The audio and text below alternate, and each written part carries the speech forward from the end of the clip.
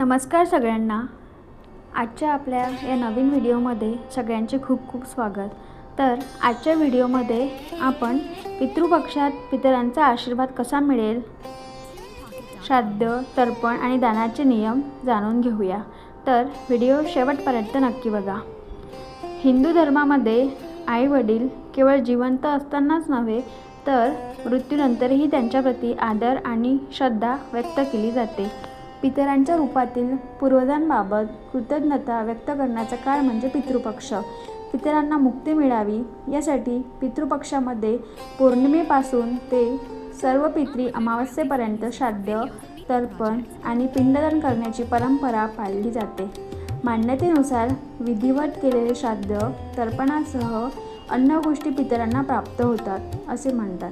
पितृपक्षादरम्यान कोणत्या गोष्टी कराव्या आणि कोणत्या गोष्टी करणे टाळावे याबाबत आज आपण जाणून घेऊया। तर पहिला म्हणजे पितृपक्ष म्हणजे केवळ पितरांप्रती कृतज्ञता व्यक्त करण्याचा काळ नव्हे तर या दरम्यान पूर्वजांबाबत कळत नकळत झालेल्या चुकांचे प्रायश्चित्तही केले जाते। भूतकाळामध्ये चुकून तुमच्याकडून पूर्वजांबद्दल काही चूक झाली असेल तर तिथीनुसार तर्पण, श्राद्ध इत्यादी गोष्टी करताना त्यांची माफी मागा आणि स्वतःच्या कल्याणासाठी प्रार्थना करा। दुसरं म्हणजे हिंदू मान्यतेनुसार पितृपक्षामध्ये सात्विक अन्नाचे सेवन करावे, ब्रह्मचर्य जीवन जगले पाहिजे। पितृपक्षात असे कोणतेही काम करू नये ज्यामुळे पूर्वजांच्या भावना दुखावल्या जातील। पितृपक्षामध्ये पूर्वजांच्या श्राद्ध तिथीनुसार स्वतःच्या क्षमतेनुसार दान करावे। एखाद्या गरजवंताला किंवा ब्राह्मणाला दान करताना मनामध्ये कोणताही अहंकार येऊ देऊ नये। दान केल्याचा गाजावाजाही करू नये, अन्यथा योग्य फळ मिळणार नाही। नंबर 4, पितरांच्या निमित्ताने तुमच्या इच्छेनुसार आणि क्षमतेनुसार अन्न, फळे, कपडे, पैसे इत्यादी गोष्टींचे दान करावे। इच्छेविरोधात किंवा रागाच्या भरात दान करू नये। शक्य असल्यास दान करण्यापूर्वी मंदिरातील पुजाऱ्यांकडून संकल्प करून घ्यावा। नंबर 5, हिंदू धर्मामध्ये पितृपक्षादरम्यान कोणतेही शुभ कार्य करू नये। उदाहरणार्थ साखरपुडा, लग्न, गृहप्रवेश, बारसे इत्यादी गोष्टी करणे टाळावे।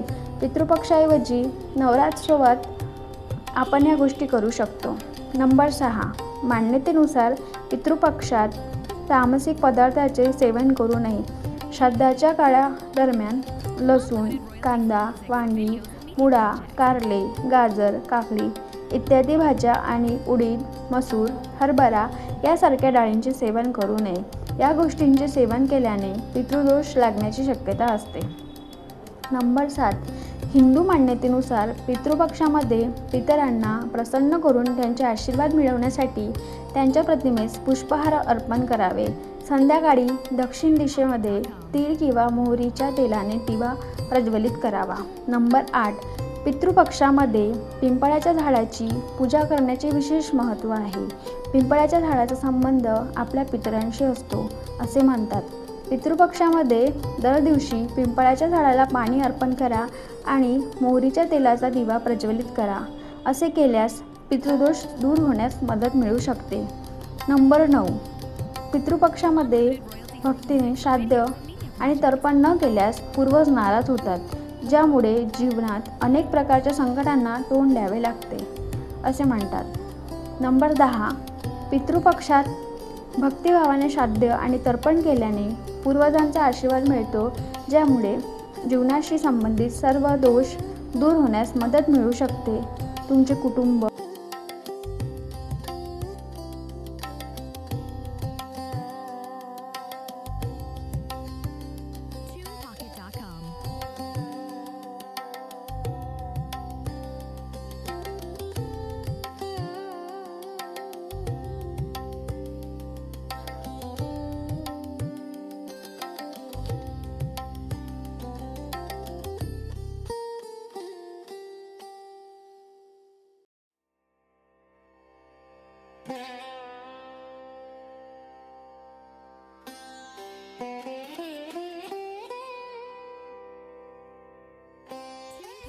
Homes.com.